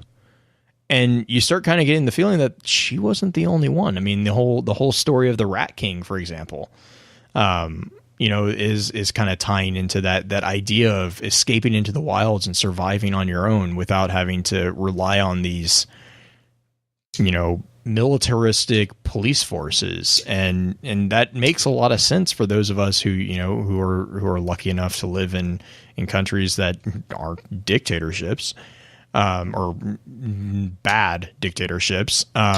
You know, we don't have militia, and we don't have these military curfews and stuff like that. So, but I mean, if you think about it, in the last city, it would make sense that they would have that, because they're at war. They are at a constant war with the fallen, with the high, you know, whatever, pick your flavor of enemy. So they technically do have grounds to say, hey, curfew, you know, we need to be able to patrol the streets, and we need to be able to know that, you know, any movement on streets after this certain amount of time is, you know, not necessarily sanctioned. And that can easily translate into V for Vendetta situation. It's a terrible movie, but yes. The book is good. The book is good. Mm-hmm. Yeah, yeah. Guy Fawkes is such a weird figure. Although that speech is still one of my favorites. Which one? The V one? Uh-huh. Yeah, it's there are good points in the. I just didn't like the movie, but anyways, that's fine. Though his knife fighting ability is pretty spectacular. Yes. But I mean, that's really the major stories from Destiny that I think are good symbols, I guess, of hope. Is analogies, right? Yeah. Inspiration. Never mind. I'm just going to stop. No. Allegories. Like Rezel shows both the power of what hope can do, as well as what the removal of hope can do. And Zavala's story, and Zavala and Hawthorne's story, I guess, to be more precise, show the fact that one person's hope is another person's nightmare. Can be, right? And I mean, and again, we have a number of antagonistic forces in Destiny, all of which have been presented with their own level of hope. You know, again, with the Shadows of Callus, that was a very, very cool thing to read, that all these characters who were doing very, very terrible things. I mean, the Fulminator, for example, like electrocuted people to death, and did so gladly at Callus's behest, and it was all done in hope that he would leave her people alone. You know, right. You have my understanding is that Feltrock is coming back, which I'm super excited for, because Feltrock was amazing. But like the entire species of the Kaga, or the Clips, the Kaga Clips was the group. The Clips was between Roll and Feltrock. It's like their entire thing was hope. Roll actually, I think, called it out entirely that Callus promised him that he would leave his people alone if he served him, and Roll was the one that they sent an entire like squadron of their best fighters against Callus, and Callus just kind of laughed at them. So I mean, the Yeah, I mean, and then you have Oryx. All the really good villains, in my opinion, have this degree of hope woven into their very narrative that makes them such a powerful villain, or makes them such a powerful hero. Well, even the factions have hope in woven different into flavors. their own. Yep. Mm-hmm. Yep. Every single faction has a hope. Every single faction has a dream, and it's just this. That's the thing, is like, and I think the other really important thing for me to kind of get across in tonight's chat is that hope does not equal blind optimism. I know. No, it's a motivating factor. Right. I know a lot of people hear the word hope or hear the word hopeful, and they're like, "Oh yeah, that's just a glass half full." Blah blah blah, and it's not. Hope can be bloody. Hope can be gritty, and it can be messy, but it's there, and it's the motivating factor that basically gives meaning to a lot of people's existence. I would argue strongly that it gives meaning to everyone's existence, because without hope of something, you don't have any reason to do anything. A drive. Correct. And I would. I kind of call it something that pulls you, because it's a hope for a future. It's not something that's pushing you from the past. Right. And you see that a lot in some of, like, especially comic books, the difference between a person who's seeking revenge for revenge's sake, as opposed to someone who is maybe seeking revenge in order to better, or something. Like, the motivation can shift, and the actions are abstractly the same, but because the motivation is different, the effects of the same action are drastically different. I guess, in my perspective, I would say hope is kind of like gravity is, that it's two forces pulling on each other. Mm-hmm. Because yes. you can be lost. You can lose hope. Yes. Like Zavala lost hope, or Ikora lost hope in just surviving at that point. But you can find your way back, because you can be pulled away a little bit, or pulled towards it as you move towards it. Yes, I agree. I mean, and the really reason I differentiate between pulling and pushing is because I view hope as, again, being a future state, and pushing implies a past state in my head. Pushing, sorry. Pulling to me implies that it's inevitable. Like you're being pulled toward, like, if you're pulling towards it, that is part of hope, is that belief in that it will get better, or something will happen. But if the problem with hope in some, like, okay, so my biggest issue, and this is something I brought up in summary, is that hope in and of itself it's not static. It can't be static. You have to be moving towards a goal. If you're not, do you really truly have hope for it? So I will split hairs with you on this one. Yeah. I'm going to split a hair with you on this, because the specifics of the hope are not static, correct? But the presence of hope in the future state of your life is static, and it will always pull you. Hope cannot push you from the past, because because of the fact that hope is not static, it has to exist in the future, because the past is not mutable, right? Mm-hmm. So the past is static. So hope cannot exist. I mean, hope cannot exist abstractly in the past. So therefore, it can never push you.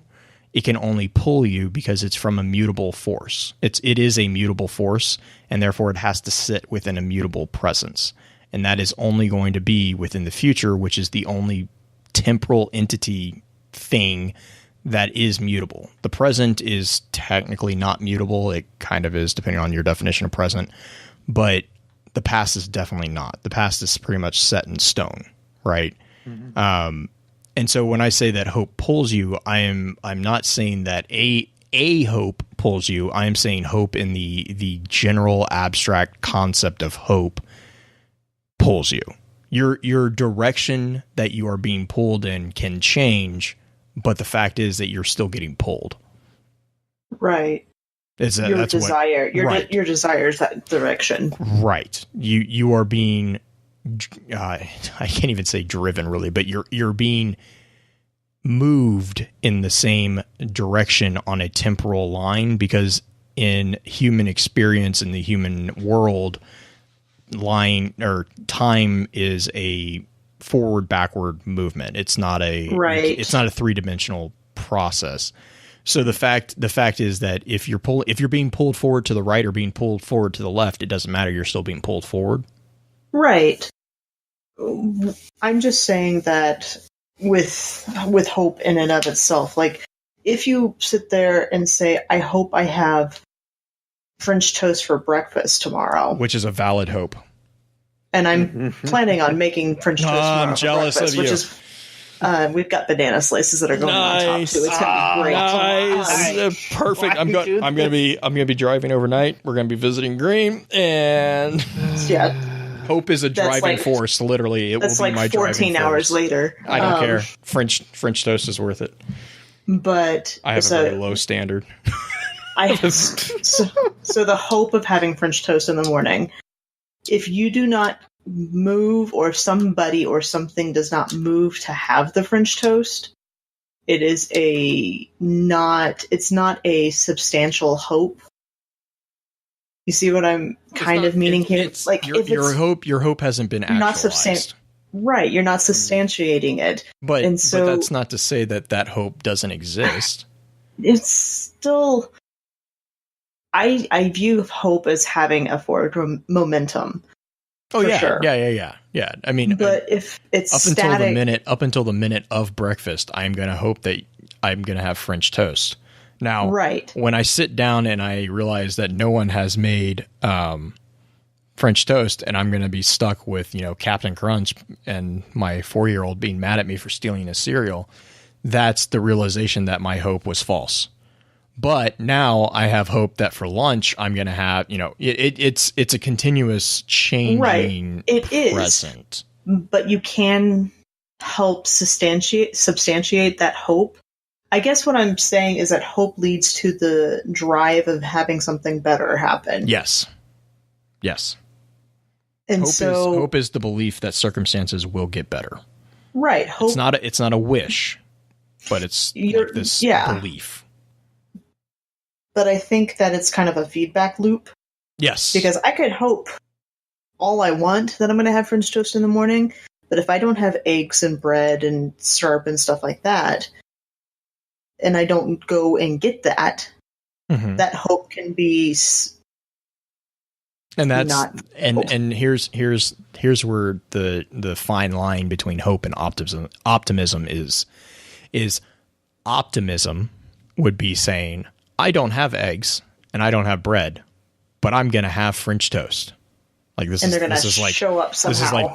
This is the biggest oversimplification of this example I can think of, but like that would be optimism, right? It's this like just completely not really. It's usually not unrealistic, but in this case, it is a completely unrealistic expectation of the way reality works. Idealism is usually synonymous with optimism. It's not really, but it usually is. It can be. Which is probably the most confusing statement that I've ever given. But anyways, optimism is saying, I'm not going to do anything, but I'm going to have French toast in the morning. Okay. Hope can be optimistic, but it doesn't have to be. It can also be realistic hope, which is, I'm hoping to have French toast in the morning, but I don't have eggs. I need to get up and go get eggs so that in the morning I can have French toast. And that hope grows stronger because then the next step. Right, because you're on, and that kind of goes back to the beginning when we were talking about that emotion following cognition. Like you are creating a pathway to which your intention is to achieve that hope. Right. It's everyone the gravitational force between what you would desire and what you are doing to get to it. It's a terrible movie, but Donnie Darko. Sorry. No. Like like the scene where he sees the wormhole thing in front of people. That's intentionality. You guys know what that scene that I'm talking about? Mm-mm. It's like have you seen Donnie Darko? Yeah. Okay, you know where he is kind of like they're at the party, and I think it's his sister's boyfriend is going to get beer, and he sees like all the people running around, and he's the little like clear thing is in front of them, and they're following the path that it's setting. It's basically it's one of like the best representations of intentionality that I've seen. And even though I really am not a big fan of the overall movie, that particular scene is very, very, it's very self-explanatory, because it basically shows the person's intentionality and then the body follows that intentionality. And like there's a scene with a little girl who's like skipping around, and it's this little like a little wave worm thing that's like bouncing in front, and her body's like getting dragged by it. And that's kind of like what intentionality is like your hopeful is driving the intentionality, which is like, you know, I'm going to have French toast, kind of going back to this example. I'm going to have French toast. I got to get bread and eggs. That means I have to go to the store. And, you know, and then it kind of, you build this plan that leads to the realization and the actualization of this hope. That is hope in realism. Hope in optimism would be the first example of like, I'm going to go to sleep and magically, you know, French toast will appear because I hope it. And you're going to get all your dreams fractured and lost, and you'll sink into depression and not have any breakfast. You will be fine. Anna will feed you. Oh, that's true. That is probably true. I will probably just make cinnamon toast. Just have little also light, a valid try choice. it and not, you know, burn down the house. What? Chat, this analogy is fantastic. Can you tell that we have gotten hungry at this point? Right. It's also like almost 12:30 your time. Yeah, pretty much. I'm gonna go make cinnamon toast now. Is what is going to happen. But that being said, that's my shout out. Actually, is cinnamon toast. Just a cinnamon toast? Just a cinnamon toast. What about powdered toast, man? Can we do that? It's acceptable, but man, like homemade cinnamon toast, like you get cinnamon, you mix it with sugar. It's just. Powdered sugar and butter is pretty good too, though. Yeah, powdered sugar and butter is pretty good. Yeah. I would also like to give my shout out to Log. It's big, it's heavy, it's wood. Oh, I thought you were going to say Lug Power Slave, because he's awesome too. No, I was just going with Ren and Stimpy, which is where I was going with Powdered Toast Man. Now I think everybody gets it. There we go. I didn't watch See, I was focused on the actual food item. I was just like, I mean, yeah, I don't have powdered sugar, like, but well, I guess if you don't have cinnamon, I guess that works. Powdered Toast Man! Anyway. Gosh. So Green, I got a shout out. What do you got? I actually am going to go on a live Twitch, and I think it's a podcast too, with one of Beard's friends tomorrow. I'm going to be on Jim's show tomorrow at noon Central. So Grindhead Jim, we're gonna talk about education and stuff like that. So that's fun. And I actually don't know the name of his podcast. Now I feel really bad, so I can't give that podcast a shout. But hit me up on Twitter. Is it The Grind? It is The Grind. You're right. Yeah. So I'll be on that. Good job, Blue. You get. No, I can't ship you French toast overnight. Well, you know what's really? I can Amazon you. I'm gonna talk. We're gonna talk about this after show, because there is actually a cinnamon or a French toast that I used to get when I was in elementary school that you could overnight. The French toast sticks. Anyone remember those? Mm-hmm. Oh my God, they're amazing. Beard. Shout outs for you, hun. I already gave mine. It was the Log. It's big, it's heavy, it's wood. It's Log. It's better than bad, it's good. Oh, we're tired. It's fine. I'm going to say, I've gotten a grand total, I think, of about 10 hours sleep this week, so you can tell how I'm doing. But I slept 10 hours last night. He's also got new lore tabs, so he's going to probably get 10 hours of sleep for the next week as well. Probably because after let me consult the crystal ball real quick here. Magic 8 Ball says probably gonna happen. I'll put it this way though, I'm down to 4. No, I'm sorry, I'm down to 3 more tabs that I need to record, and then after that, it's I need to now interpret entirely and make connections and stuff. It's like what happens when you start to dissect lore and you start to make it more than a hobby. Whoopsie. Hobby, obsession. Yeah, let's run through outro real quick and then finish the story. With that, we'll begin to wrap the chat up. Thank you again to those over on Twitch for coming to spend your evening with us. If you'd like to join us for the live streaming of the episodes, please be sure to give us a follow over on twitch.tv/FocusFireChat. Links to all our other sites can also be found with our episode archives over on the new FocusFireChat.com. Please be sure to email us at focusfirechat@gmail.com with any questions or comments for our team concerning the podcast, and let us know how we're doing by giving us some feedback and a rating over on iTunes as well. Also, be sure to check out all of our amazing podcast partners within the Guardian Radio Network over on theguardiansofdestiny.com. So until next time, focus your fire and may your light shine bright.